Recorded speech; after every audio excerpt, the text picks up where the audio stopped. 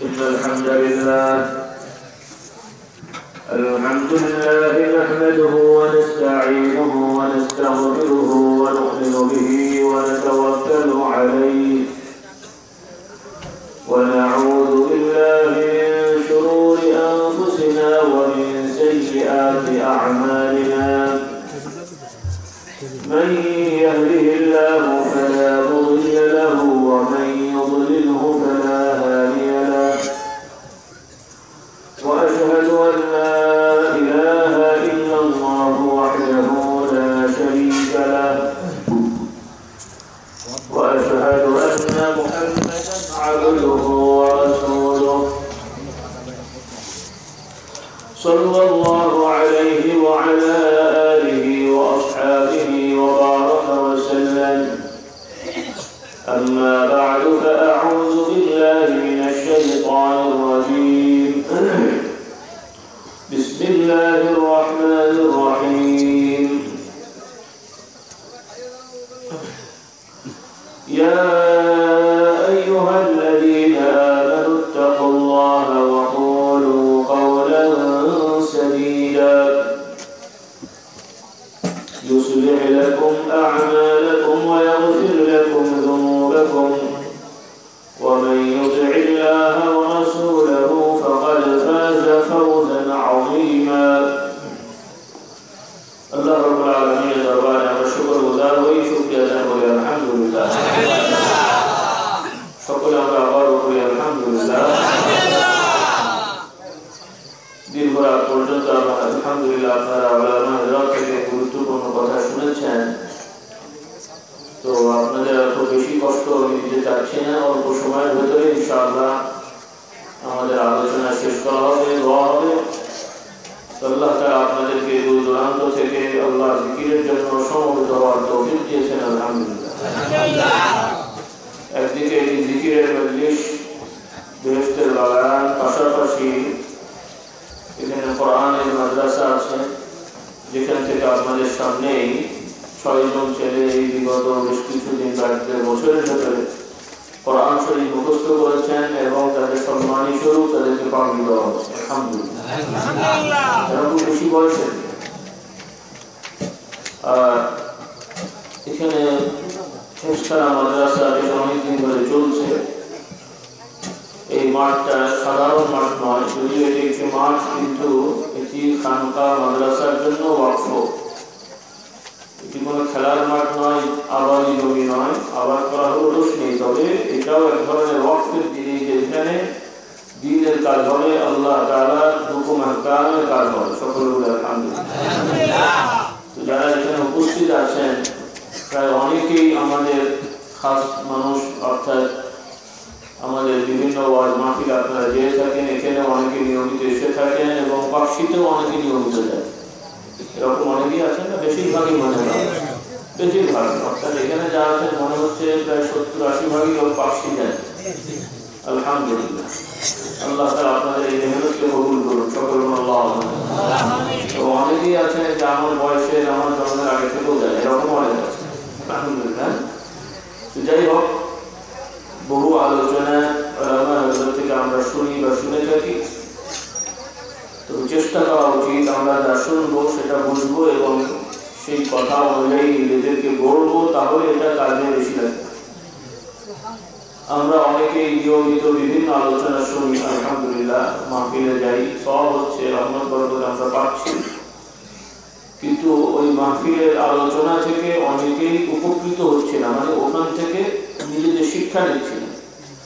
এটাও এক ধরনের নিজেদের বিনোদনের মতন হয়ে গেছে। বিনোদন অনুষ্ঠান নাম শুনেছেন?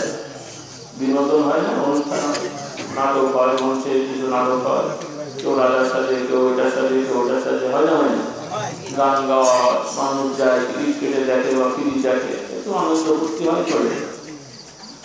শিক্ষাও নেই, আদর্শ নেই, আর রহমত বরকতের তো প্রশ্নই নেই। অধিকাংশ ক্ষেত্রে গোনা হয়, অধিকাংশ ক্ষেত্রে গোনা।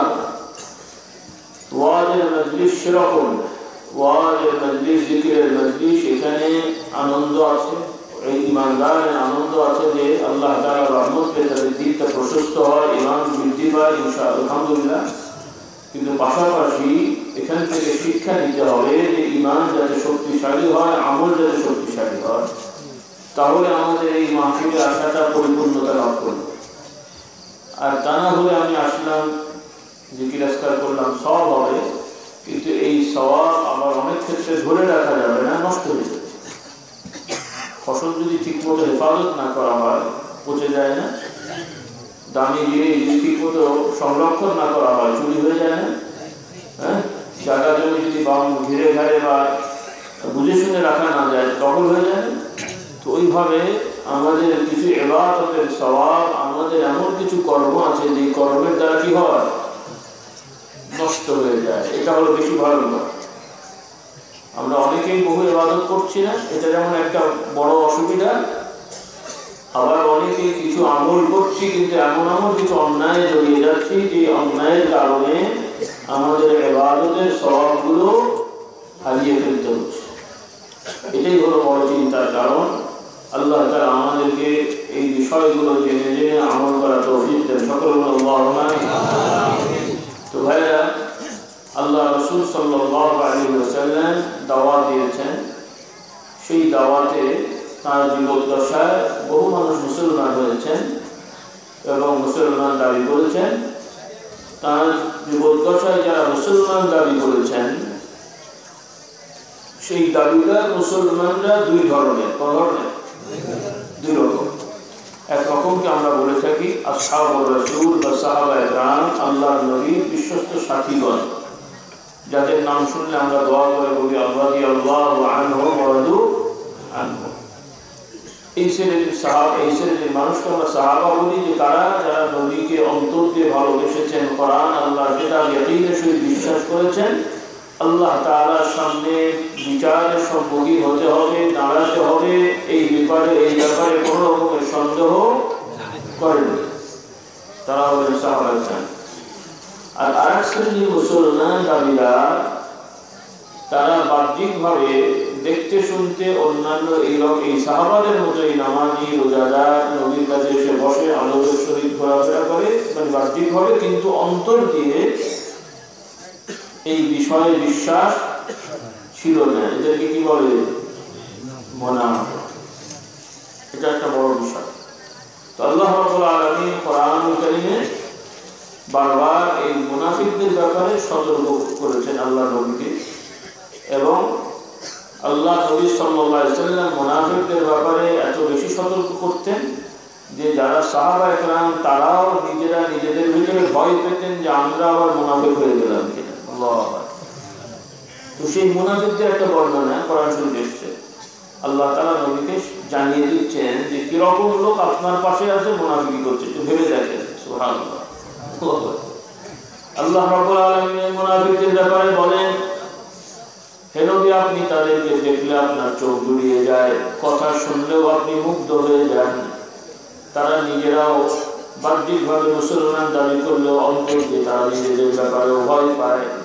হে নবী, আপনি সাবধান হন, তারা মূলত আপনার অনুসারী না, তারাই হলো আপনার প্রকৃত দুশমন। তারা কি? প্রকৃত দুশমন। এমনি কাফের মুশরিক তো দুশমন আছে, কিন্তু ওদের থেকেও বড় দুশমন হলো কোরআন পাকে আল্লাহ তাআলা বলছেন, وَإِذَا رَأَيْتَهُمْ تُعْجِبُكَ أَجْسَامُهُمْ وَإِنْ يَقُولُوا تَسْمَعْ لِقَوْلِهِمْ كَأَنَّهُمْ خُشُبٌ مُّسَنَّدَةٌ يَحْسَبُونَ كُلَّ صَيْحَةٍ عَلَيْهِمْ هُمُ الْعَدُوُّ فَاحْذَرْهُمْ قَاتَلَهُمُ اللَّهُ। আল্লাহ তাআলা বলছেন, তাদেরকে দেখলে আপনার চোখ জুড়িয়ে যায়, দেখতে শুনতে সুন্দর মানুষ।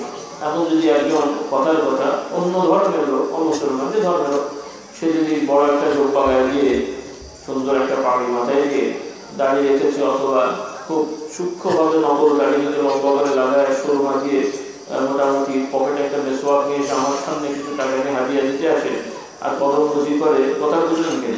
যে আমি লোকটাকে কি মনে করবো, যে আমার খুব ভক্ত মানুষ মনে করবো না?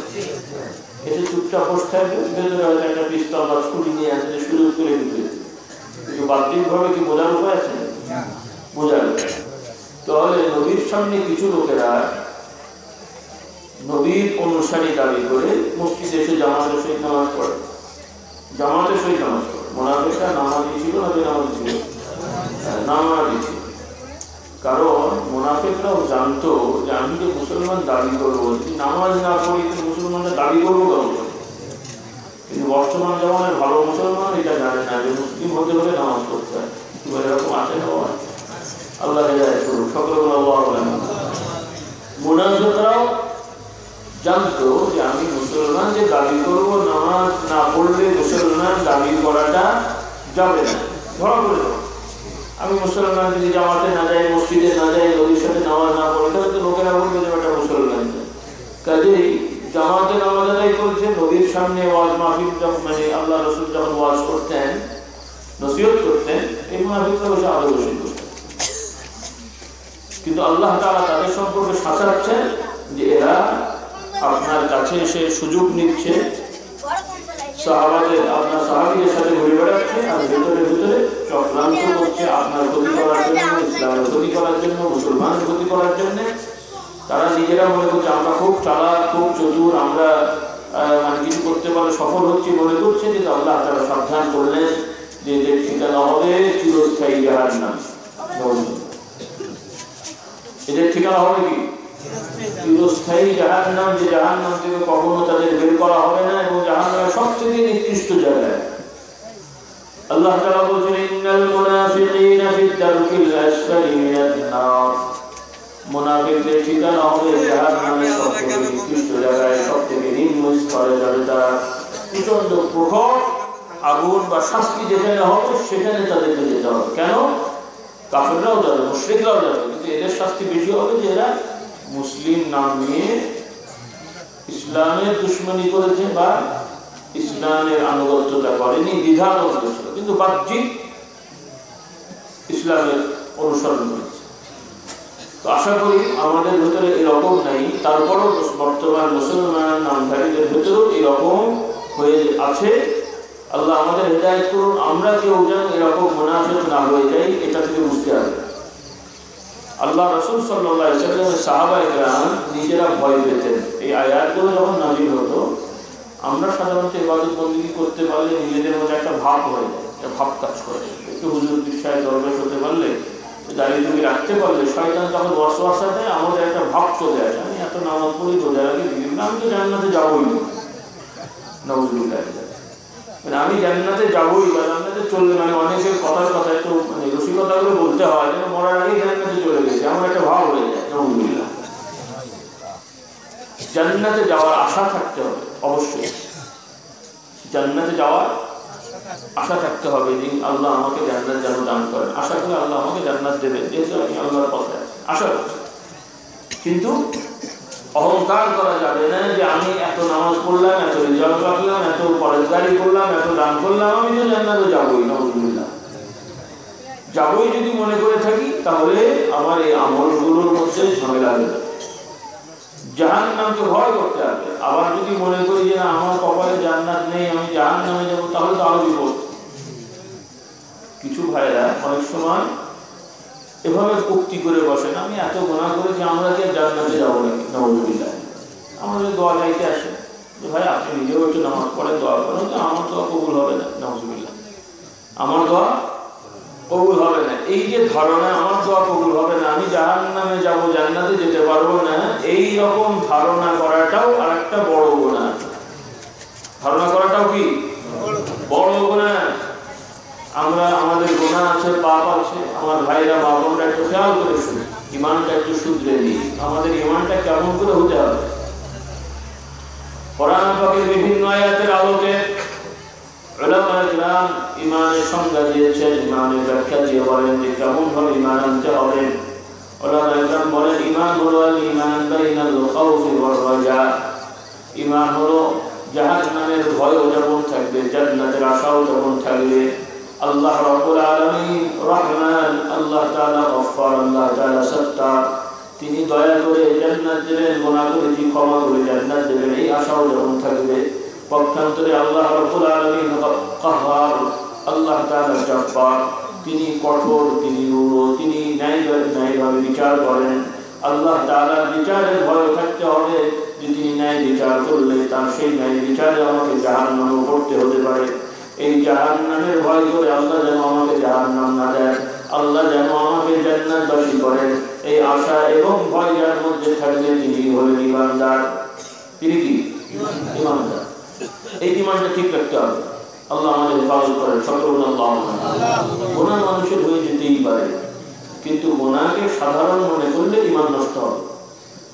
অপরাধকে অপরাধ না মনে করে, একটা লোক মদ খেয়ে ফেলেছে, মদ খেয়ে ফেলেছে, সে জানে এটা গুনার কাজ, বিশ্বাস করে এটা গুনার কাজ, তারপরে কেন খাচ্ছে? মজা লাগে বা লোভ লেগেছে, অথবা একবার দুবার কেউ খাইয়ে দিয়েছে, নেশা হয়ে গেছে খায়, কিন্তু সে জানে এটা কি খারাপ এবং লোকের সামনে খেতে চায় না, যে মানুষ দেখবে খারাপ জানবে, বা যে খেলেও কেউ দেখে ফেললে বলবে ভাই কাউকে বলিস বলবে না। তাহলে এটাও সে গুনাহ করেছে, সে গুনাহগার। তওবা করলে আল্লাহ মাফ করবেন। তওবা না এইভাবে খেতে মতো এইভাবে বললে তার জন্য শাস্তি হবে, মুসলমানের সন্তান হলে না হলে। আরেকজন খায় না অথবা খায়, অথবা মনে করেন সেই মদ খায় না, কিন্তু সে মদকে অন্যান্য শরবত সেবনাদের মতো মনে করে, যে শরবত সেবনা খাওয়া যেমন মদ এরকম, ওতে কোনো দোষ নেই, এতে কোনো দোষ। অথবা বাংলা মদ খেলে একটু খারাপ হতে পারে, তবে বিদেশি যে আধুনিক সুন্দর বোতলের মদ যেগুলো আছে ওগুলো খেলে তার অসুবিধা নেই। কি বলে? হ্যাঁ, আছে না নেই? আল্লাহ মাফ করুন, সকলগুলো আল্লাহ। কিছু লোক আছে, অনেকদিন আগের কথা আপনাদের বলেছি কিনা মনে নেই, তারপর স্মরণ করেছি, অনেক কথা তো মনে থাকে। গত বছর আপনারা এসেছিলেন না অনেকে? আমি এসেছিলাম 14 সালে। কবে এসেছিলাম? 14 সালে আসেনি? কত সালে এসেছিলেন? 11, 13? আচ্ছা, 13 এসেছি, বা অন্য বিভিন্ন সময় এসেছি আলহামদুলিল্লাহ। তাও তো 1-2 বছর আগের কথা, কতটুকু মনে আছেন জানি না, তবে পাকশিতে তো অনেকে গেছেন, দু এক কথা মনে আছে নাকি? সব ভুলে গেছে, তবে যাওয়া হয়, আসা হয়, আমাদের দেখা হয়, এটাই মনে আছে। কি বলে? তাহলে কথা হ্যাঁ, আল্লাহু আকবার। তো যাই হোক, আব্বা হুজুর গল্প করতেন, তিনি দেখেছেন এক লোক বিলেতে আর কি, আব্বা হুজুর তো কয়েকবার লন্ডনে গেছেন, আমাদের যাওয়া হয়নি, আমাদের যদি যাওয়া হয়েছে। যাই হোক, লন্ডনে আব্বা কয়েকবার গেছেন, অস্ট্রেলিয়া গেছেন। তো কোনো একবার লন্ডনের ফ্লাইটে আসার সময় বা যাওয়ার সময় প্লেনে খাবার দেয়, প্লেনে খাবার বিভিন্ন রকমের খাবার দেয়, বেশি সময় থাকলে ভাত দেয়, অন্যান্য বস্তু। যাই হোক, তো খাবার দেয়, কে কি খাবেন, কে মুরগি খাবেন, কে ডিম খাবেন, কে সবজি খাবেন, ওরা জিজ্ঞেস করে। হ্যাঁ, তো মুসলমান দেশগুলোতে মাশাআল্লাহ ভালো মুরগি দেয়, মাছ দেয়, ডিম দেয়, ইত্যাদি দেয়। আর অন্যান্য ফ্লাইটগুলোতে, ইউরোপ আমেরিকা অনেক ফ্লাইটে শুয়োরের গোশত, ব্যাং ফ্যাং ইত্যাদিও দেয়। কথা বুঝলেন? তো এখন আব্বা হুজুর বসে আছেন, পাশে আর একজন লোক মোটামুটি একটু চেনেন, হাজি সাহেব মনে হয়, বা হস্টস করেছেন এরকম লোক। তো বসেছেন, খাবারের লোকেরা এসে যারা খাবার দেয়, যে আপনি কি খাবেন, আপনি যেটা চয়েস করার বললেন, ডিম কারণ ওদের বস্তু ঠিক মতো জবাই হয় কি হয় না ঠিক নেই। তো যাই হোক, পাশের লোক যেটা অর্ডার দিলেন সেটা হলো শুয়োরের গোশত। কিসের গোশত? মুসলমানের ছেলে, মুসলমান, তিনি অর্ডার দিলেন যে শুয়োরের গোশত খাবেন দিন, ওর সাথে আর কিছু আছে। আব্বা হুজুর পাশে বসা, তো উনি মনে করেন যে বেচারা হয়তো না বুঝেই বললো কিনা, মুসলমান হাজি সাহেব মানুষ, না বুঝে বললো কিনা। তো উনি বলছেন যে ভাই আপনি কি ভুল বললেন নাকি, ওটা তো যেটা অর্ডার দিলেন তো শুয়োরের গোশত, আপনি খেয়াল করেননি? মানে না, অসুবিধা নেই, ও বাচ্চা শুয়োর। কি বাবা, বাচ্চা শুয়োর, ছোট বাচ্চা শুয়োর হলে মনে বলা হয় না, কি বলে? হ্যাঁ, আল্লাহু আকবার। তাহলে বিলেতি পচা, মানে দেশি লোকাল মদ পচা ভাবছি সব পচিয়ে দিচ্ছে, আমি তো জানি না, আমাদের দেশে আছে অনেক সময় বানানো হয়, তো সেটা খেলে গোনা হবে। আর ওই বিলেতি সুন্দর বোতলে যদি ভিআইপি মানুষেরা খায় তাহলে তো দোষ টোষ নেই। কি বলে? আল্লাহু আকবার। অর্থাৎ কিছু লোকেরা অনেক সময় মদ গাঁজা এগুলো না খেলেও এগুলোকে খারাপ মনে করে না, বিশ্বাস করে না। তাদের ধারণা যে আমরা মোল্লা বিশ্বাস একটু বাড়িয়ে এই বলি, অত কি বেঁচে চলা যায়নি, সর্বদের মধ্যে খেলে কি হয়। তো এটা একটা উদাহরণ। অর্থাৎ কোরআন এবং হাদিস দ্বারা যে বিষয়গুলো হারাম বলা হয়েছে, নিষেধ বলা হয়েছে, এগুলোকে কেউ যদি সাধারণ মনে করে, এতে কোনো দোষ নেই, পাপ নেই যদি ধারণা করে, সে ওই অন্যায় না করলেও সে কাফের হয়ে গেল। ওই জিনিসটা না খেলেও বা ওই অন্যায়টা না করলেও যতক্ষণ পর্যন্ত এই বিশ্বাস তার আছে, সে নামাজ পড়ুক, হজ করুক, যাই করুক, সে এই অবস্থায় মারা গেলে কুফরি করে মারা গেল। না, কি করে মারা গেল? কুফরি করে। খুব সাবধান, আল্লাহ তাআলা আমাদের হেফাজত করেন, সকল আল্লাহ। হয়তো আপনারা এখানে এরকম কেউ নেই, কিন্তু আপনাদের আত্মীয় স্বজন ছেলে করে পড়াশোনা করে নানান কিছু হচ্ছে, তাদের অনেকের ভেতরে কোরআন এবং হাদিস দ্বারা যেগুলো হারাম বলা হয়েছে, নিষেধ করা হয়েছে, এইরকম বহু হারাম কাজ তাদের কাছে সাধারণ হয়ে আছে। তাদের কাছে কি এই যে আপনারা মাশাআল্লাহ বুড়োরা বসে আছেন, মধ্যম বয়সীরা বসে আছেন, অনেকেরই ছেলে বা নাতি নাতকুর ছেলের মেয়ের ছেলে বাবু, এরকম অনেকেই আপনাদের জেলা শহরে অথবা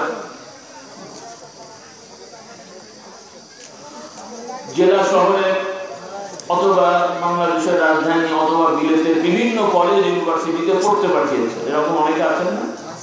হ্যাঁ, পড়তে পারছেন কেন? যে তারা ভালো ডিগ্রি নেবে, ভালো রেজাল্ট করবে, ভালো মানে কি বলে আপনার নামধাম হবে, সমাজে প্রতিষ্ঠিত হবে, বহু টাকা ইনকাম করবে। আর ইনকাম করে টাকা পয়সা তারা জমি জায়গা কিনতেই থাকবে, বাড়ি করতেই থাকবে, কেউ তার মরবে নাকি বলেন? মরবে? হ্যাঁ, তাহলে তারা ইনকাম করবে, বাড়ি করবে, গাড়ি করবে, সেটার জন্য বিদ্যা শিখিয়েছেন। কিন্তু এই সকল বিদ্যা শিখতে যে তাদের অনেকেই যে ঈমান হারিয়ে ফেলেছে, তার কিন্তু খবর আপনাদের অনেকের নেই।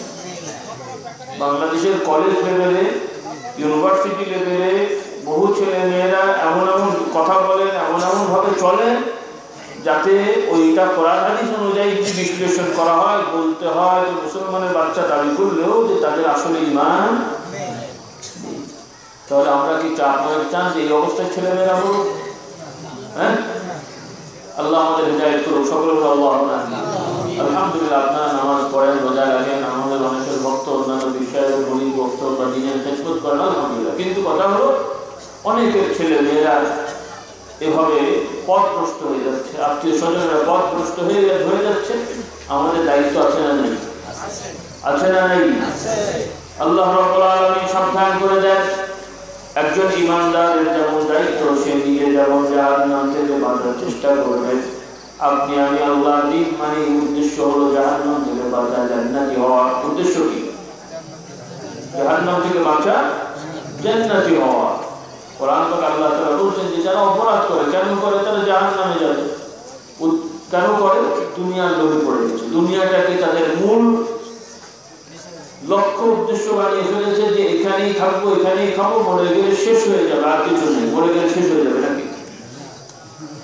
আল্লাহ তাআলা জানিয়ে দেন যে কিছু মানুষেরা যে অপরাধ করে, নানান ধরনের অন্যায় লিপ্ত হয়েছে। কেন হয়েছে? ফাআম্মা মান তাগা ওয়া আসারাল হায়াতাদ দুনিয়া ফাইন্নাল জাহিমা হিয়াল মাওয়া ওয়া আম্মা মান খাফা মাকামা রাব্বিহি ওয়া নাহান নাফসা আনিল হাওয়া ফাইন্নাল জান্নাতা হিয়াল মাওয়া। আল্লাহ তাআলা বলেছেন, অতঃপর যারা বিভিন্ন রকমের অপরাধ করছে, কেন করছে? আমাদের দেশের মানুষেরা মুসলমান হয়েও চুরি করে, ডাকাতি করে, মিথ্যা বলে, মিথ্যা সাক্ষী দেয়, আর একজনের জমি দখল করে রাখে, এরকম লোক আছে না নেই? সংখ্যায় কম মনে হয়। 9 কোটি, কত কোটি মানুষ? 15 কোটি না? বাংলাদেশের জনসংখ্যা প্রায় 15 হোক বা যাই হোক সামথিং 15 কোটি, প্রায় ভোটার মনে হয় 9 কোটি সামথিং। হ্যাঁ, তো 9 কোটি ভোটার মানে 9 কোটি অ্যাডাল্ট, প্রাপ্তবয়স্ক 18-এর উপরে, তাই তো? এই 9 কোটি নারী পুরুষের একটা বড় অংশই বলা যাবে যে যারা এমনি মিথ্যে কথা বলে না, বরং মিথ্যাবাদী। কথা সত্য কি? 9 কোটি মানুষের বেশিরভাগ মুসলমানই তো, তাই না? 9 কোটি ভোটারের মোটামুটি ভাবে বলা যাবে কত কোটি? 7 কোটি তো মোটাই বলাই যাবে, 7 থেকে 7.5 কোটি হলো মুসলমানের সন্তান, তাই না? তাহলে 6-7 যাই হোক, মানে মোট কথা বেশিরভাগ মুসলমানের সন্তান, মুসলমান দাবি করছে। এদের অধিকাংশই মিথ্যে কথা বলে এবং একটা বড় অংশই মিথ্যাবাদী। মিথ্যে বলা আর মিথ্যাবাদী হয় এক জিনিস না। মাঝে মাঝে মিথ্যে কথা এটা একদিন, আর একটা হলো মিথ্যাবাদী, মানে তার কথাই মিথ্যে, 9-6। আর এই মিথ্যাবাদীদের সবাই যে বেনামাজি সেটা না, বরং বহু নামাজি লোকের মিথ্যাবাদী আছে না নেই? শুধু নামাজি বলবো না, বহু মাওলানা হুজুর নামধারী এদের মধ্যে কম। আল্লাহ আমাদের হিদায়াত করুক, সকলে বলুন আল্লাহ। এই যে মানুষগুলো ইবাদত বন্দেগীর নামে কিছু অনুষ্ঠান করলেও এই সকল অপরাধে লিপ্ত হয়ে থাকে। কেন থাকে? যে তাদের ঈমান দুর্বল। ঈমান নেই বলবো না, কারো ঈমানের পার্সেন্টেজ দুর্বল হয়, ঈমানের পার্সেন্টেজ কম বেশি হয়, দুর্বল হয়, আবার এক পর্যায়ে চলে যায়। তো যারা এই সকল অপরাধ করে, হাদিস শরীফে আছে সহিহ হাদিস একটি রওয়ায়াত, সেখানে বলা হয়েছে আল্লাহ রাসূল সাল্লাল্লাহু আলাইহি ওয়াসাল্লাম বলছেন, যে ব্যক্তি চুরি করে, এই চুরি করার সময় তার ঈমানটা তার সাথে থাকে না। মানুষ চুরি করে না, যে লোকটা খেয়াল আছে, মনে আছে, বিশ্বাস করছে যে আমার আল্লাহ আমাকে দেখছেন এবং কিয়ামতের ময়দানে এই কাজটার জন্য আমাকে আল্লাহ দরবারে জবাব দিতে হবে, এই বিশ্বাস যদি যার থাকে, সে কি চুরি করতে যায়? যখন চুরি করতে যায় তখন ওই বিশ্বাসটা তার সাথে থাকে না। যে একটু জেনা করে, ব্যভিচার করে, ব্যভিচারে লিপ্ত হয়, হাদিস শরীফে আছে ওই সময়ের জন্য তার ঈমানটা তার সাথে থাকে না। বড় কঠিন জিনিস। আল্লাহ আমাদের হেদায়েত করুন, সকল গুণ আল্লাহুম্মা আমিন। এইভাবে চুরি, জেনা, ব্যভিচার, গুন্ডামি, রাহাজানি, সন্ত্রাসী কর্মকাণ্ড, মানুষ খুন করা, জমি দখল করা, মিথ্যা মামলা করে দেওয়া, আরেকজনের বিরুদ্ধে সাক্ষী দেওয়া, এটা শুধু সাধারণ লোকরা করছে না, তারা তো আছেই। ধর্ম নাই, ঈমান কি বলে, আমল নাই, নামাজ নাই, রোজা নাই, অন্য ধর্মের লোক এদের মধ্যে যেমন আছে, আবার পাশাপাশি যারা কিছু নামাজ, রোজা, কিছু জিকির আজকার, এমনকি হজেও যাচ্ছে, এই ধরনের মানুষের ভেতরেও এই রকম অপরাধ আছে। খুব কঠিন ব্যাপার। আল্লাহ রাসূল সাল্লাল্লাহু আলাইহি ওয়াসাল্লাম সাবধান করে দেন। আমাদের ইসলামের বিধান শুধুমাত্র নামাজ, রোজা, টুপি, জুব্বা, জিকির আজকার এগুলোই না। নিঃসন্দেহে এগুলো বড় বড় ইবাদত, এগুলো লাগবে, কিন্তু এই ইবাদতগুলো ধরে রাখতে হলে হকুল ইবাদ সম্পর্কে সচেতন হতে হবে। বান্দার হক বা সৃষ্টির হক শুধু মানুষ না, আমাদের চারপাশে বিভিন্ন পশু আছে, গরু, ছাগল, হাঁস, মুরগি, বিড়াল, কুকুর ইত্যাদি সব যা কিছু আছে, গাছপালা, তরুলতা, প্রত্যেকটা সৃষ্টির আমার প্রতি হক আছে। সেই হক যদি মেনটেন করে চলা যায় আল্লাহ তাআলার হুকুমের নামাজ রোজা সহ, তাহলেই হলাম আমি প্রকৃত মুসলমান। সকলে বলুন সুবহানাল্লাহ। আল্লাহ রাসূল কিভাবে সাহাবাদেরকে মানুষ করেছেন। আমরাও নামাজি, সাহাবারাও নামাজি, মুনাফিকরাও নামাজি, এর মধ্যে তফাৎ আছে না নেই? মুনাফিকরাও নামাজি ছিল, আমরাও নামাজি। বর্তমান সমাজে বহু নামাজি মাশাআল্লাহ নামাজ পড়লেও নিয়মিত জামাতে যান না, ঠিক মতো জামাতে যান না, যান ও ঠিক, কিন্তু আল্লাহ রাসূলের সাহাবাদের সময়ে ইচ্ছা করে ওজর ছাড়া জামাত কাজা করছেন, এইরকম সাহাবা পাওয়া যাবে না। সুবহানাল্লাহ। তাহলে আমরা নামাজ, ওনার নামাজ একরকম হলো না। মুনাফিকরাও যেভাবে জামাতের সহিত নবীর জামানে নামাজ পড়তো, বর্তমান জামানে আমরা তার কেউ আশা করি মুনাফিক না, কিন্তু ওই মুনাফিকি খাসলত অন্যভাবে, বড় মুনাফিকি নেই, কিন্তু আমরাও মুসলমান হয়ে ওই রকমও নামাজ পড়তে পারি না। আল্লাহ আমাদের হেদায়েত করুন, সকল আল্লাহ। এটা আমাদের জ্ঞান এবং ঈমানের দুর্বলতা। কারণ সাহাবারা নবীর আদর্শে মানুষ হয়েছেন, নবীর সোহবতে মানুষ হয়েছেন। আমরা হয়তো আল্লাহর নবীকে সশরীরে পাবো না, কিন্তু আমরাও যদি কোরআনের সোহবত এবং নবীর হাদিসের সোহবতে নিয়মিত থাকতাম, তাহলে আমাদের মধ্যেও এই চর্চাটা আসতো, কিন্তু হয়নি। কারণ আমরা অনেকেই আমাদের ছেলে মেয়েদেরকে, এই যে এখানে বসে আছেন, আপনারা রাগ করেন না, আমি বোঝার জন্য বলছি, অনেকের ছেলেমেয়েরা মাদ্রাসায় পড়ছে মাশাআল্লাহ, আর বেশিরভাগ মানুষেরই ছেলেমেয়েরা স্কুল কলেজে দিয়েছেন, পড়ুক, আমরা মানা করছি, কিন্তু অনেকে মাশাআল্লাহ ছেলেমেয়েরা বা বহু যুবক ভাইরা আমি দেখতে পাচ্ছি যারা স্কুলে হয়তো 9, 10, 11, 12 ক্লাস, ইন্টার, এসএসসি, এইচএসসি ইত্যাদি পড়েছে বা পড়বে। এরকম বহু ছেলেরা, এরা যদি বাংলা বই 6, 7, 8, 9 এর ছেলেমেয়েরা বাংলা যদি দেওয়া হয় পড়তে পারে কিনা? বাংলা যদি পড়তে দেওয়া হয় পড়তে পারে না, ইংরেজিও টুকটাক পড়তে পারে না, অঙ্ক টুকটাক করতে পারে না, কিন্তু কোরআন শরীফ যদি দেওয়া হয়,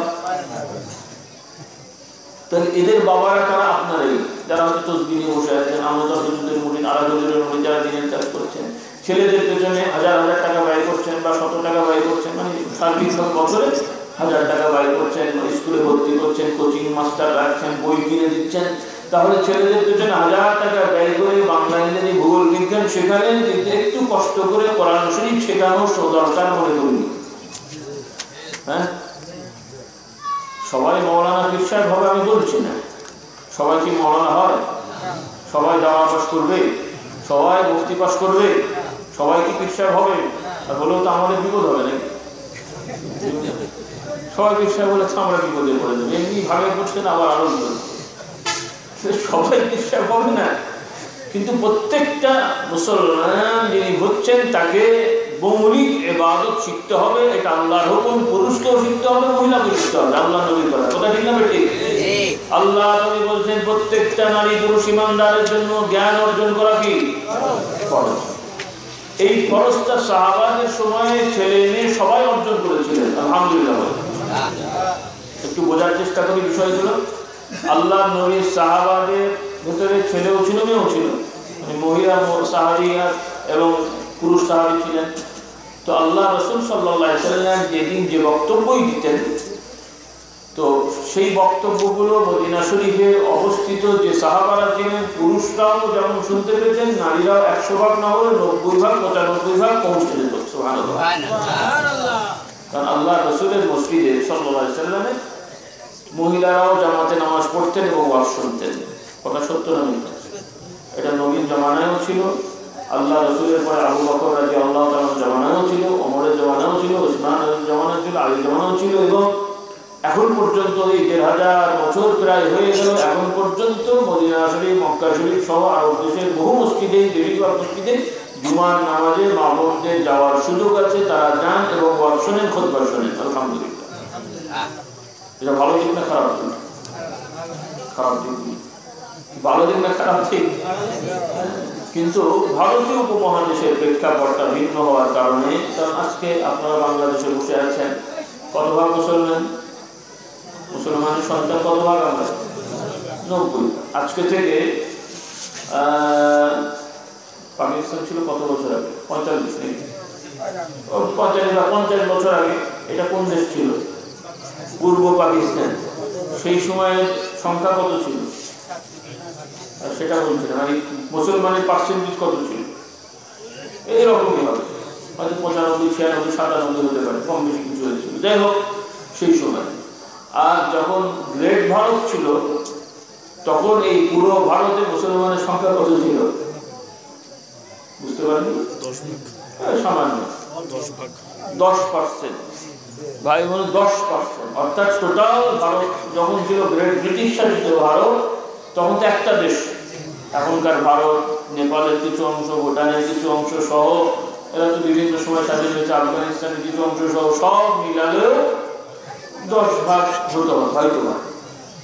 এখন অবশ্য যতটুকু আমার মনে আছে, বর্তমানে ভারতের মুসলমানের সংখ্যা সম্ভবত 30%-এর কাছাকাছি, সম্ভবত 30%-এর কাছাকাছি। তো যাই হোক, তো কথার কথা, ওইটা ছিল ব্রিটিশ শাসিত ভারত, এবং তার আগে মোগল বা অন্যান্য সাম্রাজ্যরা শাসন করলেও মুসলমানের সংখ্যা বেশি ছিল না। এবং তার আগে এক সময় এটা অন্য হিন্দু শাসিত বা হিন্দু রাজাদের শাসিত ভারতবর্ষ ছিল, হিন্দ যেটাকে বলা হয়, হিন্দুস্তান। সেই সময় কিছু কিছু লোক মুসলমান হলেও তাদের দাপটে তারা সুন্দরভাবে স্বাধীনভাবে নামাজ রোজা করতে পারত। এই জন্য মসজিদ থাকলেও মুসলমান ছেলেরাই খুব ভয়ে ভয়ে নামাজ পড়তে হতো, মহিলাদের তো প্রশ্নই উঠে না। কথা বুঝলেন? এই জন্য মহিলারা মসজিদে যাওয়ার অভ্যাস করতে পারেননি, যেহেতু এটা খেলাফতের আন্ডারে ছিল না। পরবর্তীতে মুসলমানরা শাসন করলেও মুসলমানদের সংখ্যা বেশি থাকার কারণে, নিরাপত্তার অভাব থাকার কারণে ওলামায়ে কেরাম ও মহিলারা যেন রাস্তাঘাটে যে মসজিদে যান এটা অনুমতি দেননি, কারণ বিভিন্ন জায়গায় অকারেজ করে তারা সাবধান করেছে। কথা বুঝলেন? কিন্তু মূল বিষয় যে মুসলমানদের যেখানে স্বাধীনতা থাকবে, মুসলমানদের যেখানে নিরাপত্তা থাকবে, সেখানে পুরুষরা নারীরা সকলেই আলেম ওলামাদের থেকে দ্বীন শিখবে, জুমার জামাতে যাবে, ঈদের নামাজে যাবে, গেলে কি হবে? তারা দ্বীনের একটা পরিবেশে থাকবে। সকাল বলে সুবহানাল্লাহ। আল্লাহ তৌফিক দিলে আপনাদের দেশেও সেরকম হওয়া উচিত, নাকি উচিত না? হওয়া উচিত না উচিত না? কারণ আমাদের দেশে এখন এই সুযোগ থাকার পরেও যদি না ব্যবহার করি, তাতে কি হচ্ছে? বহু পুরুষেরা খুব দরবেশ, কিন্তু তার বউয়েরা হলো নায়িকা মার্কা মহিলা। আজকে হ্যাঁ, পুরুষ হুজুরের মুড়িদের দাঁড়িয়ে দাঁড়িয়ে দেখে একজন তসবিহে বসে আছে।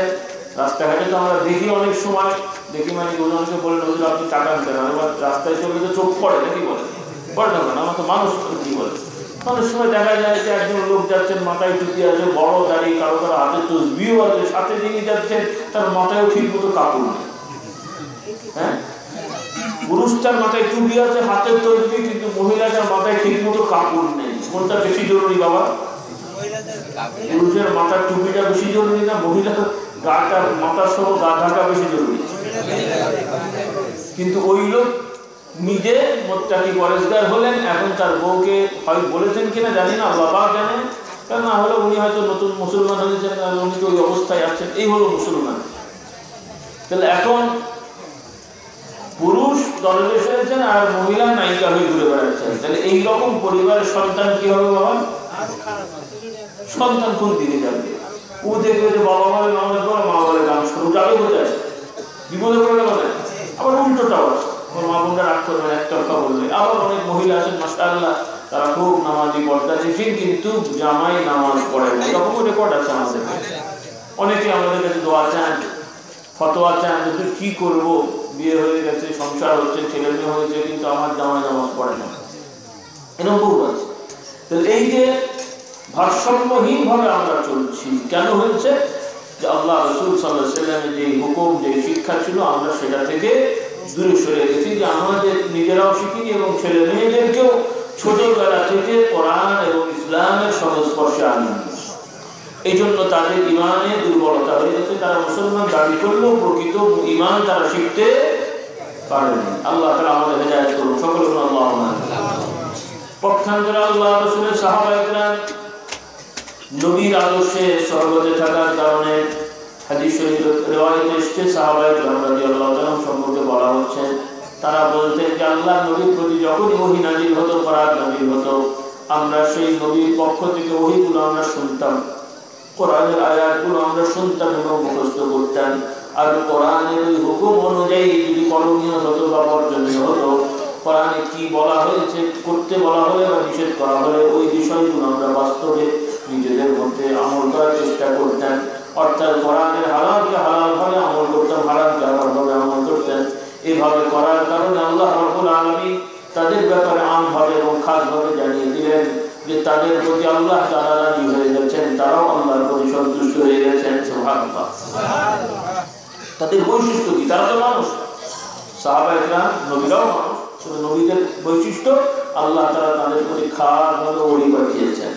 তারা গুনাহ করেন না, করতে পারেন না, অন্যায় করতে পারেন না, ফেরেশতাদের দ্বারা আল্লাহ তাআলা তাদেরকে হেফাজত করেছেন খাসভাবে। আমাদের জন্য ফেরেশতা আছে না নেই? আমাদের জন্য বিভিন্ন ধরনের ফেরেশতা আছে। যেমন আজকের এই মাহফিল উপলক্ষে আলহামদুলিল্লাহ আশা করছি ইনশাআল্লাহ বিশেষ এক শ্রেণীর ফেরেশতা আমাদের চারিদিকে ঘেরাও করে আছেন এবং আল্লাহ তাআলা আজ পর্যন্ত তারা পৌঁছে আছে। বিশ্বাস হয় নাকি আজগুবি কথা বলছি? গায়েবী কথা, আল্লাহ নবী বলেছেন, আমরা বিশ্বাস করি না, ঈমান হবে না। এবং ইয়াকিন যদি করি ইনশাআল্লাহ আমাদের আল্লাহ তাআলা আমাদের অন্যান্য ব্যক্তিগত গুনাহগুলো মাফ করবেন। আর যেগুলো বান্দার হক কেন্দ্রিক আছে, আমরা যদি তওবা করি এবং তাদের হকগুলো আদায় করার জন্য সংকল্প হই এবং দৃঢ় হই, আশা করছি আল্লাহ তাআলা সেটাও মাফ করে দেবেন। সকলে বলুন আল্লাহুম্মা আমিন। তো ভাই, আল্লাহ রাসূলের সাহাবারা এইভাবে মানুষ হয়েছে, যে মানুষগুলো একসময় মূর্তি পুজো করেছেন না? সাহাবাদের অনেকেই একসময় মূর্তি পুজো করেছেন, একসময় নানা ধরনের অপরাধ করেছেন, মদ খেয়েছেন, আল্লাহ মাফ করুন, কেউ কেউ বিভিন্ন রকম জিনার বিচারও করেছেন। কিন্তু আল্লাহ রাসূলের হাতে বায়াত হয়ে তওবা করে মুমিন মুসলমান হয়ে এগুলো সব বর্জন করেছেন, এমন ভাবে যে অন্তর দিয়ে মহান্যায় বাদ দিয়েছেন এবং কখনো এর সাথে যাননি। সুবহানাল্লাহ। এই হলো সাহাবাদের আমল। এবং আমরা সবাই জানি আল্লাহ নবীর সাহাবারা শতভাগ সত্যবাদী ছিলেন। কি ছিলেন? 100 জনের মধ্যে কজন মিথ্যে কথা বলতেন? বলেন। এই জিনিসটা খেয়াল রাখেন। এখন আমরা নামাজও পড়বো, রোজাও রাখবো, জিকিরও করবো, মিথ্যেও বলবো, গীবতও করবো, আর আশা করবো যে আমরা সাহাবাদের মতো হবো, কেমন হবে? এজন্য আল্লাহ রাব্বুল আলামিন ইমানদারকে সাবধান করে দিয়ে বলছেন, তাকওয়া অবলম্বন করতে বলছেন, আল্লাহকে ভয় করতে বলছেন। আল্লাহ তাআলা বলছেন, ইয়া আইয়ুহাল্লাযীনা আমানুত্তাকুল্লাহা ওয়া কুলু কাওলান সাদীদা ইউসলিহ লাকুম আ'মালাকুম ওয়া ইয়াগফির লাকুম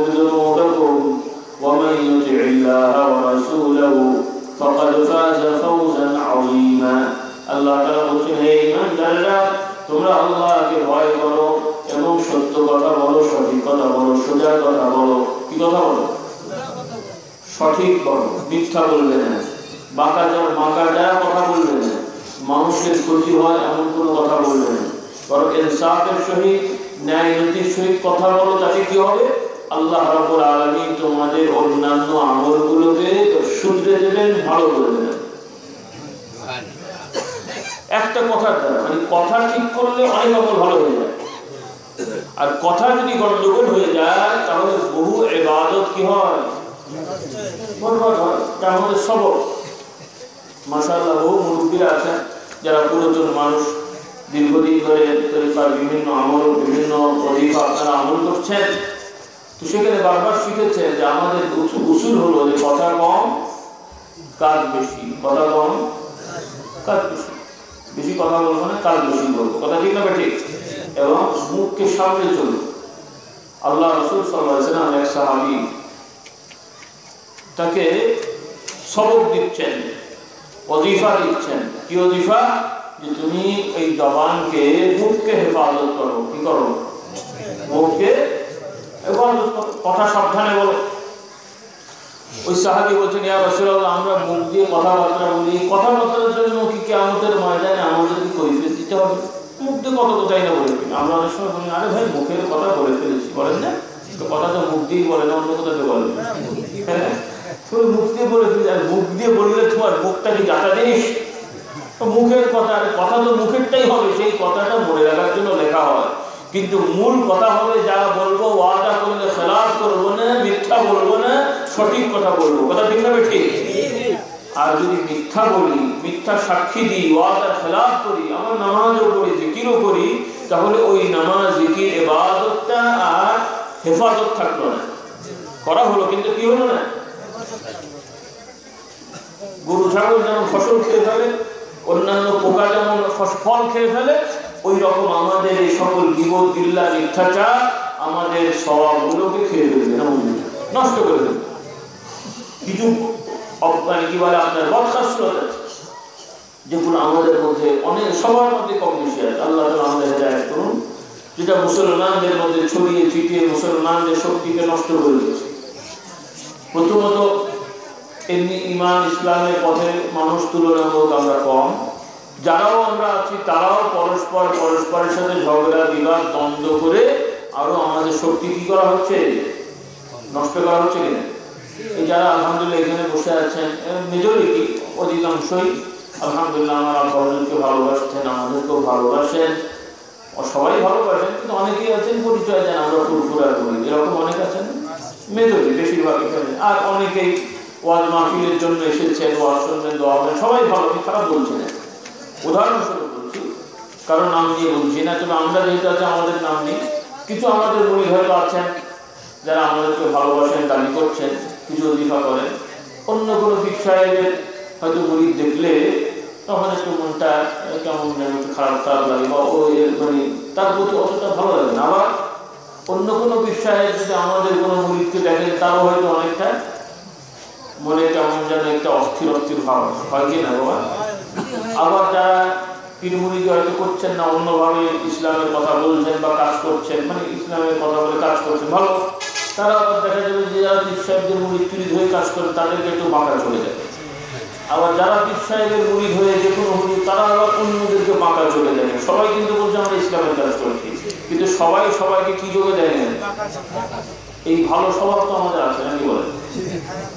ভালো গুণ আমাদের, ভালো গুণ খারাপ গুণ। এই যে একটা খারাপ গুণ তাদের মধ্যে আছে, সাধারণ বিড়িখোর, মদখোর না, এদের মধ্যে তো অন্যভাবে আছে। কিন্তু কারা? যারা 5 ওয়াক্ত নামাজ পড়ছেন, দাঁড়িয়ে রেখেছেন, মেসওয়াক করছেন, পাগড়ি মাথায় দিয়েছেন, নিয়মিত জিকির আজকার করছেন, তসবিহ তাহলিল পড়ছেন, কিন্তু এক পাগড়িওয়ালা আর এক পাগড়িওয়ালাকে বলছেন এরা ইসলাম বোঝে না। আবার আরো একটু বেড়ে যে হয়তো বলবে যে এরা ইসলামের দুশমন, এমন কথা বলে। এক নামাজি আর এক নামাজিকে বলে এরা ইসলামের দুশমন, আবার বলে এরা অমুকের দালাল, ওরা অমুকের দালাল। সবাই কিন্তু ইসলামের কথা বলছে, তাহলে তার মানেটা কি? এই যে মুসলমান ধার্মিক দাবিদারেরা পরস্পরকে কাফের ফাসেক অমুকের দালাল তমুকের দালাল এইসব কিছু বলার পেছনে একটা বড় সমস্যা হলো, মানে এই বলার পেছনে কারণটা হলো যে অন্তর সাফ হয়নি। কি হয়নি? অন্তর সাফ হয়নি। কেন হয়নি? যে তার ইবাদত বন্দেগীতে ইখলাস আসেনি, আল্লাহর জন্য ইবাদত বন্দেগী হচ্ছে না। তারা প্রত্যেকেই আল্লাহর কথা বললেও, ইসলামের কথা বললেও জাগতিক কোনো স্বার্থ নিয়ে তারা ব্যস্ত হয়ে গেছে। এই জন্য তাদের এই বেড়া হয়ে গেছে। এই জন্য ভাইরা, যে যেটাই হন, পীর মুরিদি করেন না করেন, পীরের বিরুদ্ধে করেন যাই করেন, এই সকল দলাদলির বিরুদ্ধে পক্ষে এগুলো না করে সবাইকে অনুরোধ করবো যে আসলে আমরা তওবা করে সকলে আমরা আল্লাহর বান্দা হই। তার বান্দা হবে, কার বান্দা হবে? আল্লাহর বান্দা হবেন এবং ইবাদত করবেন আল্লাহকে খুশি করার জন্য, মানুষকে খুশি করার জন্য, দুনিয়ার কোনো সম্মান অর্জন করার জন্য না, দুনিয়ার কোনো কি বলে আপনার শক্তি অর্জন করার জন্য না। কিছু লোকেরা আছে অনেক সময় বিভিন্ন কারামত শুনে তার আগ্রহ হয় আমি একটু জিকির করি। কি হবে? অনেক সময় বলো যে এতদিন জিকির করছি কিছু তো অনুভব হচ্ছে না, চোখ বন্ধ করে তো কিছু দেখতে পাচ্ছি না। জিকির কি চোখ বন্ধ করে দেখার জন্য করা হয়নি? হ্যাঁ, অর্থাৎ আল্লাহ রাব্বুল আলামিন কিছু কিছু বান্দাকে নিয়ামত দেন, যারা আল্লাহর পথে মেহনত করে হঠাৎ করে তাদের কিছু নিয়ামত আসে, সেটা ভিতরে। কিন্তু ইবাদত বন্দেগীর উদ্দেশ্য যে আমি নামাজ পড়লাম, জিকির করলাম, কোরআন তেলাওয়াত করলাম, তাসবিহ করলাম, কি বলে আপনার শেষ রাতে জাগলাম, ইতিকাফ করলাম, উদ্দেশ্য কি? যে আল্লাহ তাআলা আমার প্রতি খুশি হবেন। কে খুশি হবে?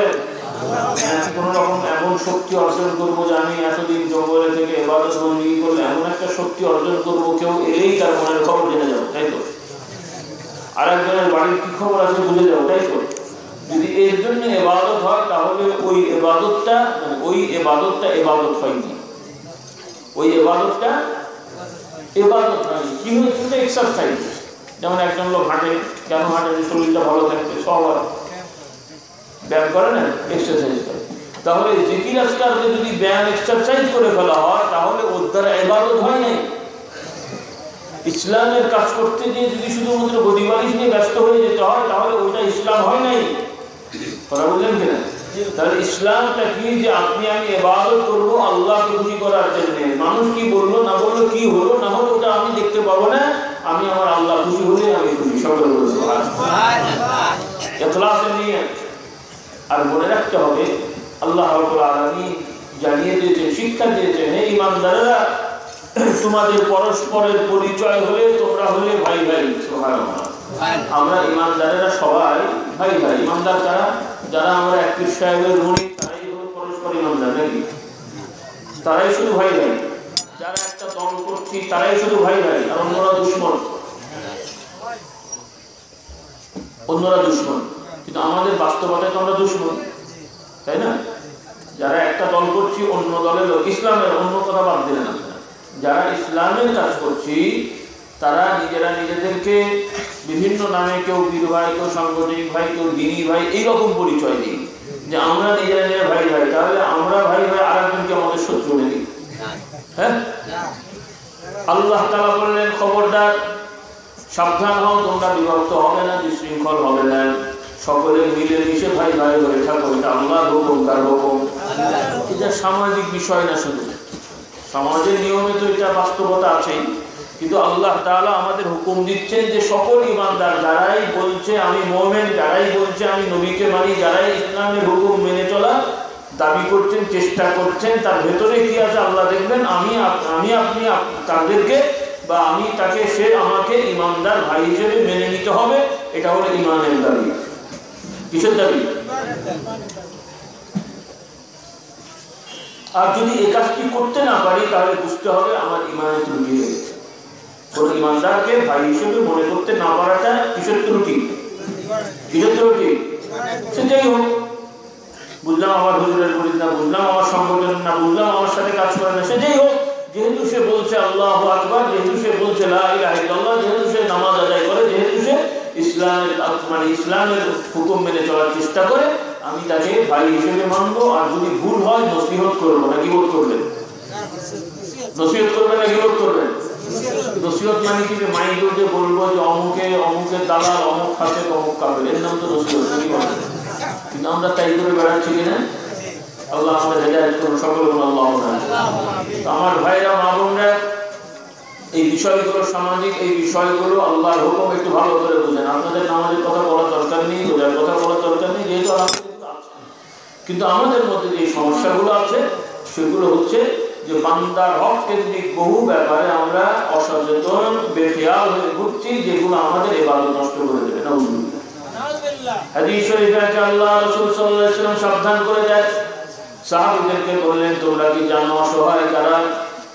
সাহাবারা বললেন, ইয়া রাসূলুল্লাহ সাল্লাল্লাহু আলাইহি ওয়াসাল্লাম, আমাদের মধ্যে অসহায় হলেন ওই সকল লোকেরা যাদের টাকা পয়সা দৌলত নেই, তারা হলো অসহায়। আল্লাহ নবী বললেন, আসল অসহায় তারা নয়, আসল অসহায় হলো কিয়ামতের ময়দানে আমার একদল উম্মত উঠবে যে তারা নামাজি ছিল, রোজাদার ছিল, হজ করেছিল, যাকাত দিয়েছিল, কিন্তু তারা কিয়ামতের ময়দানে উঠবে যে তারা বিভিন্ন মানুষেরকে বিভিন্নভাবে হেরস্ত করেছে, বিভিন্নভাবে ক্ষতি করেছে। আল্লাহ নবী বলছেন, কাউকে তারা হত্যা করেছে, কাউকে ধরে মারধর করেছে, কারো টাকা পয়সা জমিদার আত্মসাৎ করেছে, কিন্তু তাদের কাছে তাদের ক্ষতিপূরণ না দিয়ে এই অবস্থায় তারা মৃত্যুবরণ করেছে। কিয়ামতের ময়দানে উঠলে ওই পাপগুলো মাথায় নিয়ে ইবাদত বন্দেগীর সওয়াবগুলো যেমন জমা থাকবে, অন্যদিকে এই সকল পাপের বোঝাও মাথায় থাকবে। আল্লাহ রাব্বুল আলামিন বিচার করবেন, তাদের ওই সকল নামাজ, রোজা, ইবাদত বন্দেগী, জিকির আজকারের সওয়াবগুলো থেকে এই ক্ষতিগ্রস্ত মানুষদের ক্ষতিপূরণ দেওয়া হবে। অতঃপর তাদের সওয়াব অনেকের হারিয়ে যাবে, শেষ হয়ে যাবে। এরপরে তাদের অন্য ওই ক্ষতিগ্রস্ত মানুষদের গুনাহগুলোর বোঝা তাদের মাথায় নিয়ে গুনাহগুলোর বোঝা মাথায় নিয়ে তাদেরকে বিচারের সম্মুখীন হতে হবে। আল্লাহ রাব্বুল আলামিন তাদের ওই গুনাহের বোঝার কারণে জাহান্নামের ফয়সালা দেবেন। লোকগুলো নামাজ, রোজা, হজ, যাকাত আদায় করেও চিরস্থায়ী না হলেও তাদেরকে জাহান্নামে যেতে হলো এজন্য যে তারা মানুষের হক নষ্ট করেছেন। এই জন্য আমার ভাইরা এবং মা বোনেরা খুব সাবধান। বহু মেয়ে মহলে তারাও বিভিন্নভাবে মানুষের হক নষ্ট করে, মানুষকে কষ্ট দেন। যারা বয়স্ক মহিলা আছে, অনেক সময় ছেলের বউয়ের পিছনে লাগেন, আবার ছেলের বউরাও আবার বিভিন্ন কৌশলে শাশুড়ির বিরুদ্ধে লাগেন। এরকম ভালো স্বভাব আপনাদের আছে তো নাকি? ভালো বল না বাবা? হ্যাঁ,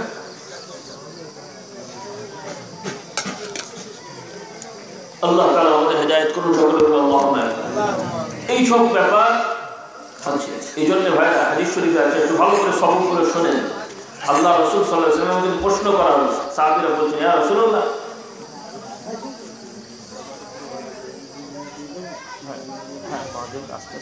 আমি কথা বলতে চাই।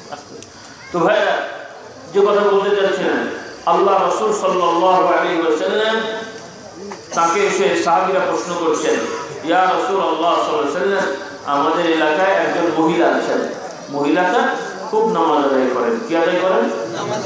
খুব রোজা রাখেন, মানে নফল রোজা অনেক রাখেন, বেশি বেশি কোরআন তেলাওয়াত করেন, নিয়মিত কি করেন? কোরআন তেলাওয়াত করেন, খুব জিকির আজকার করেন। এইরকম একজন মহিলা আমাদের এলাকায় আছে। এই যে কথাগুলো শুনলেন, ভালো লাগলো কিনা? ভালো বল কিনা?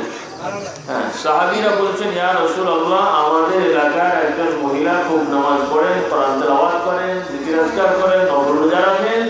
তবে একটা ব্যাপার, তবে কি, যে ওই মহিলাটা এমন আচরণ, এমন ভাবে কথাবার্তা বলে, আশপাশের কেউ মোটামুটি সুস্থ থাকতে পারে না। কেউই সবার সাথে ঝগড়া বিবাদ জ্বালা লেগেই থাকে, কিন্তু নামাজ রোজা খুব ভালো। আল্লাহ রাসূল সাল্লাল্লাহু আলাইহি ওয়াসাল্লাম বললেন, এইরকম যদি তার আচরণ হয় তাহলে ওকে সাবধান করে দাও, এভাবে চললে ওকে জাহান্নামে যেতে হবে। এভাবে চললে তাকে, তার নামাজ সব হবে, কিন্তু এই সকল খারাপ আচরণ করে মানুষকে কষ্ট দেওয়ার কারণে তাকে কোথায় যেতে হবে? এই জন্য মানুষকে কষ্ট দেওয়া, কথা দিয়ে হলেও যদি কেউ কাউকে কষ্ট দিয়ে গালাগালি করে সম্মান নষ্ট করি, তাহলে সেটাও আপনার আমার জন্য জাহান্নামের কারণ হয়ে যেতে পারে। নাউযুবিল্লাহ। এই জন্য আল্লাহ রাসূল সাল্লাল্লাহু আলাইহি ওয়াসাল্লাম বারবার বললেন, সাহাবীদেরকে শিক্ষা দিয়েছেন, এগুলো সবক, এগুলো শিখতে হবে, আমল করতে হবে।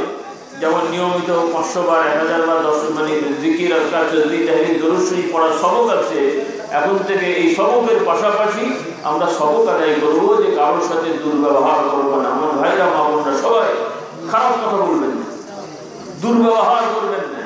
আমি নিজে অনেককে দেখেছি, খুব ভালো মানুষ, নামাজ পড়েন, মেসোয়াক করেন, পকেটে মেসোয়াক আছে, কারো পকেটে, কারো আলাদা, আবার কারো আবার মেসোয়াকের জন্য জায়গাও করা আছে, এমনি সুন্দর কথা। কিন্তু দু এক কথায় যদি ঝগড়া হয়ে যায়, এমন মানে মুখ শুরু করে দেয়, সে আর বলার কথা না, এরকম আপনাকে বলা। তাহলে এখন মেসোয়াক করা ভালো কাজ, কিন্তু না করলে গোনা হতো না, কিন্তু দুর্ব্যবহার করলে কি হয়? দুর্ব্যবহার করলে কি হয়? মেসওয়াক করা যেমন সুন্নত ভালো কাজ, তার থেকেও বড় ভালো কাজ আপনার জবানে সুন্দর কথা বলা। জবানে কি করা? আপনার একটা কথায় যদি আরেকজন লোক আনন্দিত হয়, খুশি হন, তাহলে এই কথাটাও সদকা দান করার মতো সব আল্লাহ তাআলা দরবারে লেখা হবে। এই জন্য ভাইয়া যত আউলিয়া বুজুর্গ দেখবেন, যাদের ইতিহাস, যাদের কি বলে আপনার জীবনী লেখা আছে, তাদের আখলাক চরিত্র কথাবার্তা দেখবেন, তারা খুব নমনীয় হন। আমাদের প্রিয় নবী সাল্লাল্লাহু আলাইহি ওয়াসাল্লাম, তিনি খুব সুন্দর কথা বলতেন, মানুষের সাথে ভালো ব্যবহার করতেন, ঝগড়া বিবাদে লিপ্ত হতেন না। আল্লাহ নবী যুদ্ধ করেছেন বটে, কিন্তু কারোর সাথে গালাগালি করেন নেই। কথা বলেন, কথা ঠিক না? এই জন্য আমার ভাইরা এবং মা বোনেরা জবানকে হেফাজত করেন, ঝগড়া বিবাদ, তর্ক, গালাগালি ইত্যাদি থেকে জবানকে হেফাজত করবেন। আল্লাহ রাব্বুল আলামিন আমাদেরকে হেফাজত করুন, সকলে আল্লাহুম্মা আমিন। আর হাদিস শরীফে আছে, আল্লাহ রাসূল সাল্লাল্লাহু আলাইহি ওয়াসাল্লাম আরো শিক্ষা দিচ্ছেন, আপনাদের আগেও বলেছি, স্মরণ করে দিই, যে একজন মহিলা একটি বিড়ালের বাচ্চাকে কষ্ট দিয়েছিল। আল্লাহ রাব্বুল আলামিন, আল্লাহ নবী বলছেন, আল্লাহ তাআলা এই বিড়ালকে কষ্ট দিয়ে মারার জন্য তার শাস্তি হিসেবে তাকে জাহান্নাম দিয়েছেন। একটা জিনিস মনে রাখতে হবে, বিভিন্ন কারণে মানুষ জাহান্নামে যায়। কুফরি করলে, শিরকি করলে চিরস্থায়ীভাবে জাহান্নামে যেতে হবে, নাউযুবিল্লাহ। আল্লাহ আমাদের হেফাজত করুন। আর ঈমান আছে, কিন্তু কবিরা গুনাহ করলেও তওবা না করে মারা গেলে বা কোনো মানুষের ক্ষতি করে গেলে, তাদের ক্ষতিপূরণ না দিলে কিয়ামতের ময়দানে শাস্তি হবে, সেটার জন্য জাহান্নামে যেতে হবে। তো যাই হোক, এই ধরনের অপরাধগুলো, কবিরা গুনাহ, বড় বড় গুনাহ, এগুলো থেকে তওবা করে ভালো কাজ করে দুনিয়া থেকে না গেলে আল্লাহ তাআলা দরবারে আটকা পড়ে যেতে হবে। তো হাদিসে বলা হলো, আল্লাহ নবী বলছেন, একজন মহিলা একটি বিড়ালের বাচ্চাকে খাবার না দিয়ে বেঁধে রাখার কারণে 3 দিন যাবত বিড়ালটা মারা গেল। আল্লাহ রাব্বুল আলামিন রাগ করেছেন, আল্লাহ তাআলা রাগান্বিত হয়ে ওই মহিলার জন্য জাহান্নামের শাস্তি নির্ধারণ করে দিয়েছেন। আর একজন লোক বা আরেকজন মহিলা, দুইটা বর্ণনা আছে, যে তারা একটি কুকুরকে পানি খাইয়েছিল। একটি কুকুরের মতো জানোয়ারের সেবা করার জন্য আল্লাহ রাব্বুল আলামিন তাদের গুনাহগুলো মাফ করে তাদেরকে জান্নাত বরাদ্দ করে দিয়েছেন। সুবহানাল্লাহ। সহিহ হাদিস, বানিয়ে বলছি না, গল্প না। আল্লাহ নবী বলছেন, এটা কুকুরকে পানি খাওয়ানো আল্লাহ নবী শিখিয়েছেন, এতেও সওয়াব হবে এবং হয়েছে। আল্লাহ নবী বলছেন, সুবহানাল্লাহ। তাহলে ইসলামের আমলটাকে একটু বুঝে দেখেন। আল্লাহ রাসূল সাল্লাল্লাহু আলাইহি ওয়াসাল্লামকে আল্লাহ তাআলা বলছেন, তিনি হলেন রাহমাতাল লিল আলামিন। সুবহানাল্লাহ, রাহমাতাল লিল আলামিন। আল্লাহ নবী পশু পাখির কথাও বুঝতেন। আপনি বুঝে নেই, কথা বুঝতে পারেন? আল্লাহ রাসূল সাল্লাল্লাহু আলাইহি ওয়াসাল্লাম পশু পাখির কথাও বুঝতেন। আপনারা একটু সুন্দরভাবে বসবেন। আগেও বলা হয়েছে, একটু কাতারের মতো বসেন, আপনাদের খাবার দাবার কথা বলবেন, নাস্তা দিয়ে যান, খাবার তাড়াতাড়ি নিয়ে আসেন আর দিয়ে যান, তাড়াতাড়ি খাবার নিয়ে আসেন আর দিয়ে যান, কথা বলবেন। তো আল্লাহ রাসূল সাল্লাল্লাহু আলাইহি ওয়াসাল্লাম রাস্তা দিয়ে যাচ্ছেন, একদিন রাস্তা দিয়ে যাচ্ছেন, রাস্তার পাশে, আমার যতটুকু মনে হয় ভুল হতে পারে, রাস্তা দিয়ে যাচ্ছেন, পাশে একটা ঘোড়া বা গাধা ইত্যাদি হবে, ঘোড়া বা গাধা বাঁধা আছে। তো আল্লাহ রাসূল সাল্লাল্লাহু আলাইহি ওয়াসাল্লাম রাস্তা দিয়ে যাচ্ছেন, ওই ঘোড়া বা গাধা আল্লাহ নবীকে দেখে মানে ঘোড়া মানে তাদের মতো কান্নাকাটি করছে। কি করছেন? কান্নাকাটি করে কি যেন কথা বলছে, মানে কি যেন বলছে। তো সাহাবারা তা বুঝতে পারছেন না, জানে যে পশু বা ঘোড়া গাধা যেমন করে চেঁচায় বা চিল্লায়, ওই রকম করছে। তো আল্লাহ রাসূল সাল্লাল্লাহু আলাইহি ওয়াসাল্লাম ওই ঘোড়া বা গাধার ওই অবস্থা দেখে ওখানে দাঁড়িয়ে গেলেন, সাহাবাদেরকে প্রশ্ন করলেন যে এই পশুটা কার? আশপাশে কারা আছে, এই পশুটা কার, তোমরা কি জানো? আল্লাহ নবী যখন প্রশ্ন করলেন এমন সময় ওই পশুটার মালিক এসে বলল, ইয়া রাসূলুল্লাহ, এটা আমার পশু। কথা বুঝতে পারছেন? ইয়া রাসূলুল্লাহ, এটা আমার পশু। আল্লাহ নবী বললেন যে হেলো, তোমার পশু এখানে ফেলে রেখেছো, তুমি আল্লাহকে ভয় করো, তুমি আল্লাহকে ভয় করো। তোমার পশু আমার কাছে নালিশ দিচ্ছে, বিচার দিচ্ছে, নালিশ দিচ্ছে যে তুমি তাকে বেশি খাটাও, কম খেতে দাও, তার পরিমাণ মতো তুমি খেতে দাও না, বিশ্রাম দাও না, বেশি বেশি করে খাটাও। তুমি আল্লাহকে ভয় করো, তোমাদের পশুগুলোকে বেশি খাটিয়ে কম বিশ্রামের ব্যবস্থা করে না, তাদের জন্য পর্যাপ্ত খাবার এবং বিশ্রামের ব্যবস্থা করে দাও। সুবহানাল্লাহ। পশু আল্লাহ নবীর কাছে যায় বিচার দিচ্ছে, একটা জানোয়ার। আর আল্লাহ রাসূল সাল্লাল্লাহু আলাইহি ওয়াসাল্লাম ওই সাহাবীকে দেখে সতর্ক করলেন যে আল্লাহকে ভয় করো, যে তোমাদের অধীনস্থ পশুকেও যদি কষ্ট দাও তাহলে সেটার জন্য কিয়ামতের ময়দানে শাস্তি পেতে হবে, আল্লাহ দরবারে গিয়ে দিতে হবে। সুবহানাল্লাহ। এটা হলো ইসলামের শিক্ষা। আর আমরা পশু পাখি তো দূরের কথা, মানুষদেরকে যেভাবে অমানুষের মতো নির্যাতন করি মুসলমানের বাচ্চা হয়ে, আবার অনেকে হুজুর পীর মৌলানা হয়েও বিভিন্নভাবে আমাদের কর্মচারীদেরকে বা লোকদেরকে এমনভাবে কোণঠাসা করে রাখি যে যেটা বলাটাও আমাদের মুখে শোভা পায়।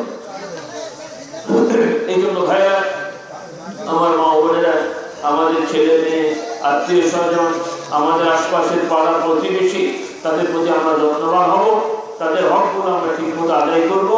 আল্লাহ রাব্বুল আলামিন আমাদের সকলকে তৌফিক দান করুন। সকলে বলুন আল্লাহুম্মা আমিন।